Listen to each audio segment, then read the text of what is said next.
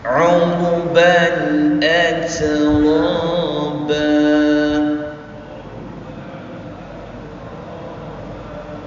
Okey. Ini adalah dua ciri tambahan bagi nikmat pasangan, iaitu bidadari bagi penghuni syurga, iaitu ciri ketiganya uruba. Uruba membawa maksud sentiasa mencintai pasangannya. Atraba, ciri yang berikutnya adalah umur mereka sebaya. Kalau kita baca dalam tafsir Al-Imam Ibnu Katsir, atraba dekat situ umur mereka sebaya dengan penghuni syurga yang masuk ke dalam syurga, iaitu sekitar 33 tahun. Dalam hadis Nabi SAW, Nabi ada menceritakan kepada kita. Kalau tuan-tuan ada nota ni, tuan boleh buka soft copy dia. Dalam hadis, Nabi pernah menceritakan kepada kita betapa cintanya bidadari ini, sukanya ia kepada pasangannya. Nabi SAW menyebutkan apabila penghuni syurga itu dia masuk ke dalam rumahnya di dalam syurga, lalu dua orang isterinya daripada bidadarinya berkata, segala puji bagi Allah yang telah menghidupkan engkau untuk kami dan menghidupkan kami untuk engkau. So ini adalah pasangan bagi penghuni syurga di dalam syurga. Mereka merasa, mereka sampai puji Allah tentang nikmat diberikan pasangan di kalangan ahli syurga.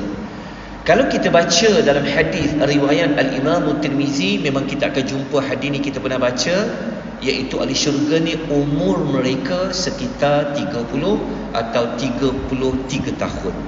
So nanti kita semua masuk syurga dalam keadaan yang muda, dalam keadaan ganteng, dalam keadaan yang tenaganya hebat, dan takkan tua-tua dah sampai bila-bila.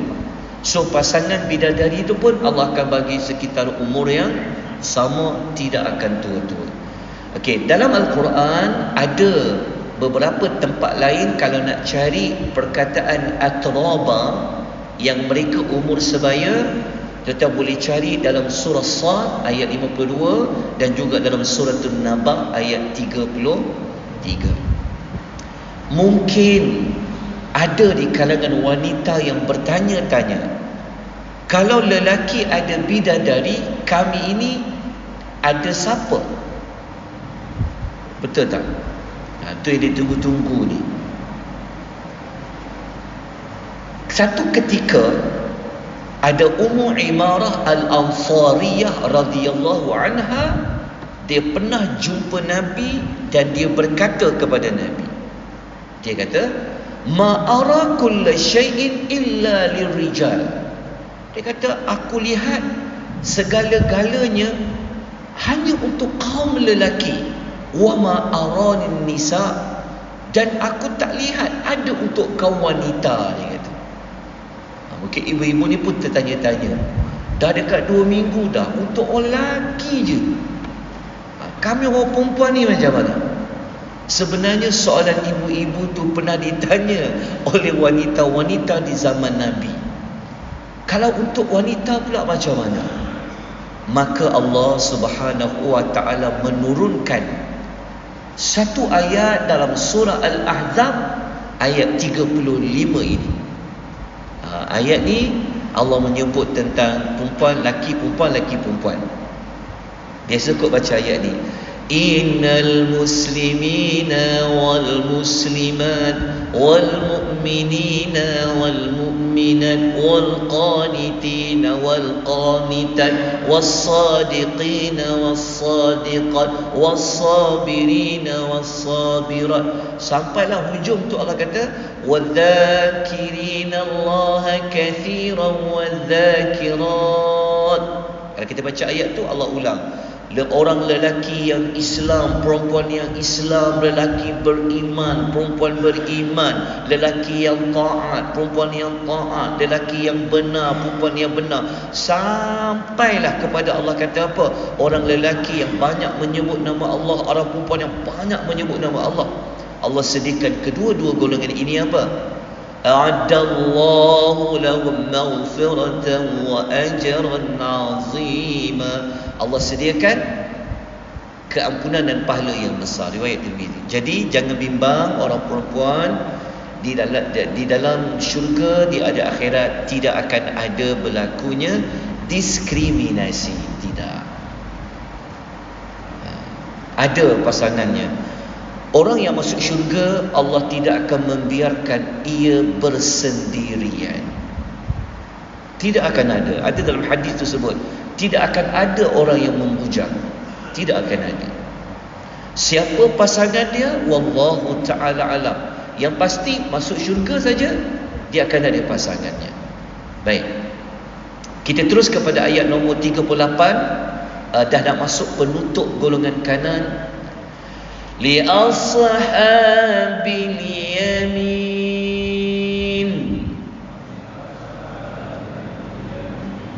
Okay, Allah sebut untuk golongan kanan. Maksudnya ayat 38 ni Allah Ta'ala nak buat penutup kepada golongan kanan yang berada di tempat teduhan, lepas tu ada minuman, ada makanan, ada pasangan tu. Allah kata semua tu untuk golongan kanan. Kenapa Allah Ta'ala masih nak menyebut istilah golongan kanan ini? Kata Al-Imam, kata Dr. Wahbah Zuhaili, Allah ulang banyak kali istilah golongan kanan ni adalah untuk memberikan penegasan. Kenapa Allah nak bagi penegasan tentang nikmat golongan kanan ni, tuan-tuan? Golongan kanan ni nanti kita akan sebutkan juga adalah majoriti penghuni syurga. Maksudnya yang masuk syurga ni majoritinya yang darjat 2 ni golongan kanan. Jadi Allah Ta'ala nak motivate kita tentang walaupun dia golongan kanan, tapi dah besar dah dia punya nikmat dia. Baik, kita masuk kepada ayat 39. Berapa jumlah golongan kanan ini? Sullatum minal awwalin.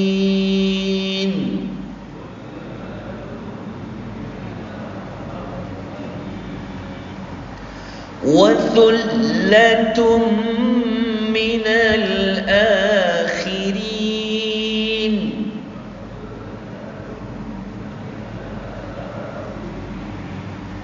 Ayat 39 Allah mengatakan thullatun, sebilangan besar golongan kanan itu, minal awwalin, terdiri daripada orang terdahulu. Manakala sebahagian besar juga adalah terdiri daripada orang yang datang kemudian. Siapa itu awwalin dan siapa itu akhirin? Kata Al-Imam Tabari dalam tafsir Jami'ul Bayan, al-awwalin adalah terdiri daripada kumpulan umat-umat terdahulu selepas daripada bermula daripada Nabi Adam sehinggalah kepada Nabi yang kedua terakhir, iaitu Nabi Allah Isa alaihi salatu wassalam. Manakala al-awwal al-akhirin terdiri daripada kumpulan umat Nabi Muhammad sallallahu alaihi wasallam sampailah hari kiamat. Jadi agak-agak kumpulan umat Nabi apa yang akan menjadi golongan kanan ni yang ramai? Okay. Cara dia, mari kita selesaikan berapa sebenarnya jumlah umat Nabi Muhammad sallallahu alaihi wasallam yang akan memasuki syurga, dan kita akan tutup kisah golongan kanan ni. Siapa ni sebenarnya golongan kanan itu?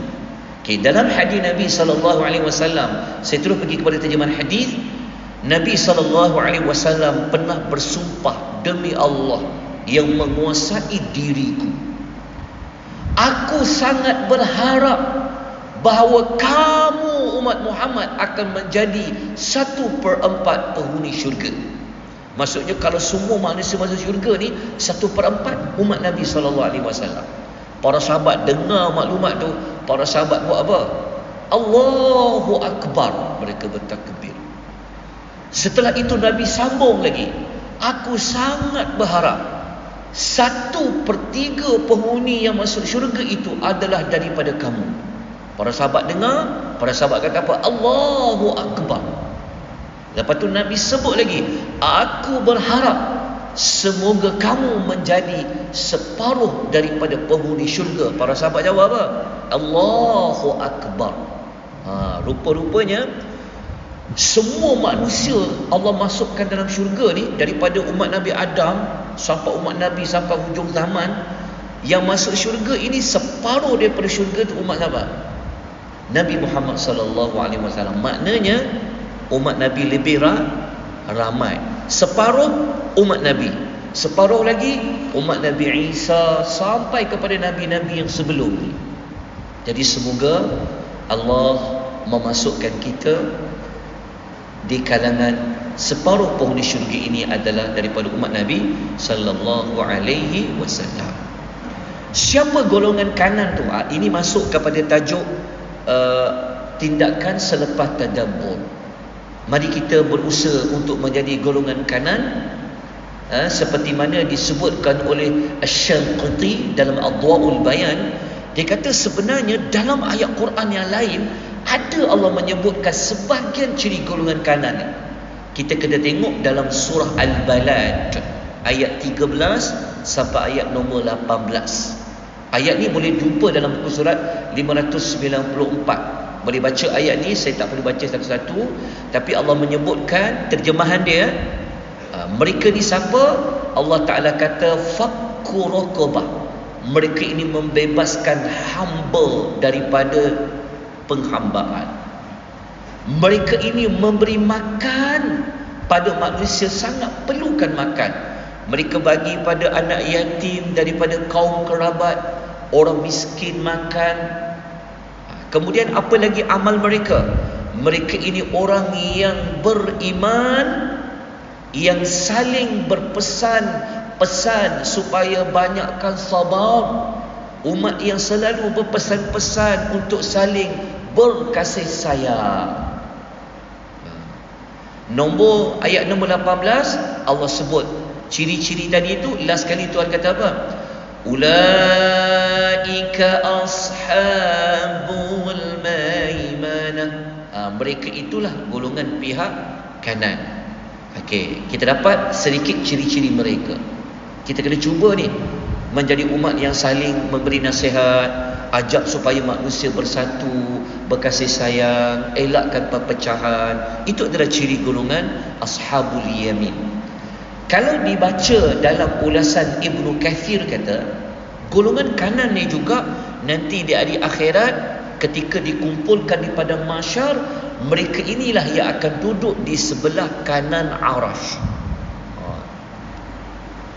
Dan mereka ini juga nanti akan menerima buku amal dari sebelah kanan dan mengikut tafsiran As-Suddi, seorang tabi'in, majoriti penghuni syurga adalah daripada golongan kanan. Minoritinya penghuni syurga siapa? As-sabiquna sabiqun. Okey, kalau nak cari lagi golongan kanan ini apa amal mereka, kita dah sebut dah tempoh hari.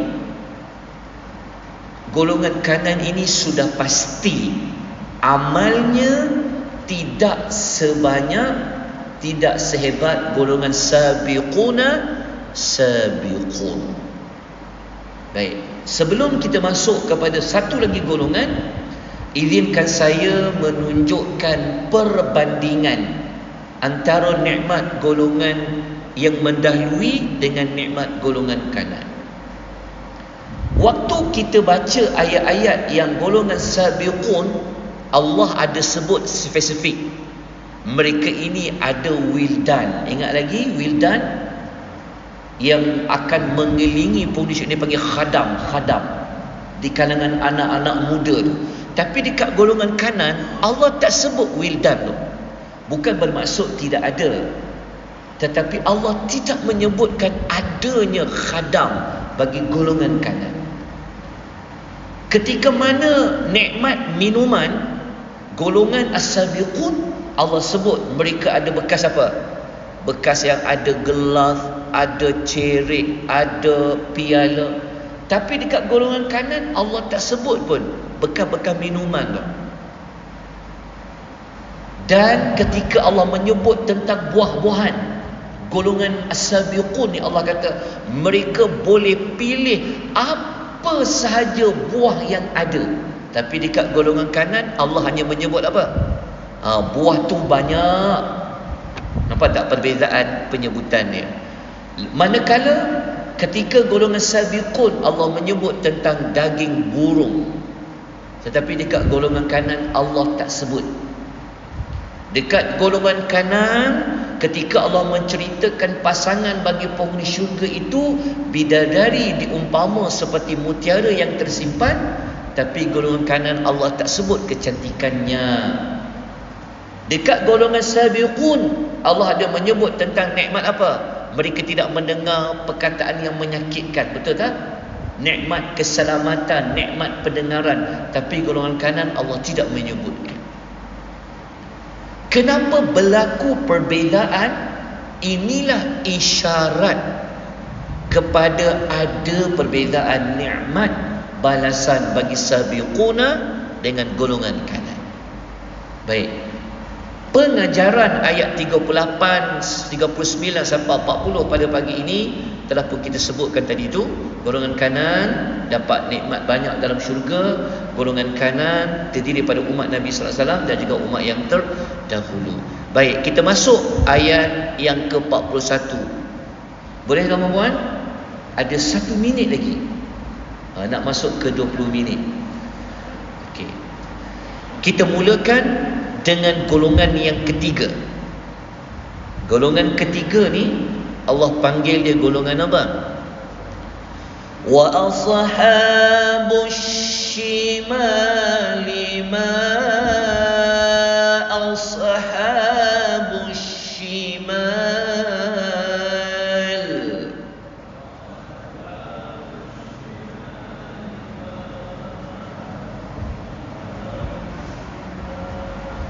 Okey, ayat ini Allah mengulangi penyebutan golongan kiri. Dan golongan kiri, alangkah sengsaranya golongan kiri itu. Okey, dalam ayat ini ada pertanyaan, iaitu pada kalimah ma. Okey, ikut terjemahan perkata, ma kat situ sepatutnya dia akan jadi apa? Dan golongan kiri itu, apakah golongan kiri itu? Pertanyaan dalam ayat ini sebenarnya Allah tanya, sebenarnya Allah nak bagi tahu golongan kiri itu teruk sangat dia.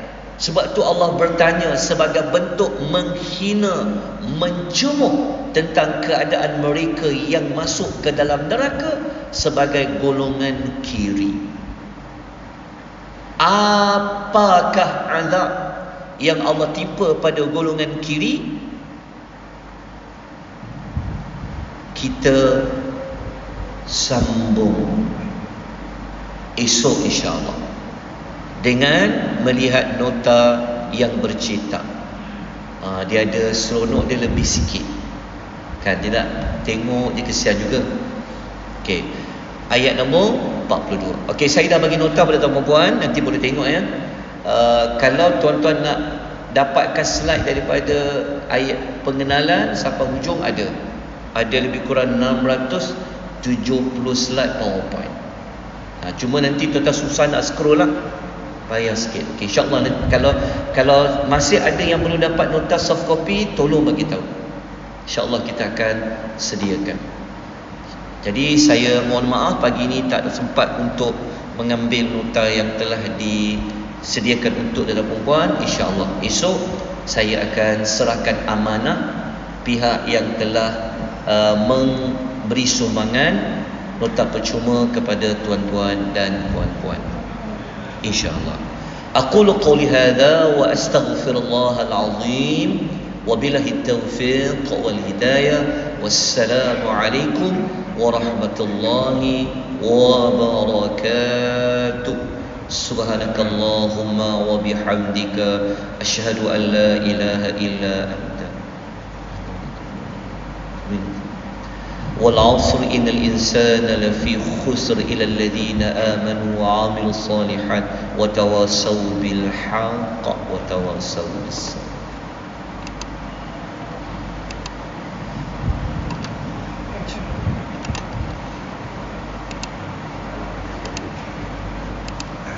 Guruku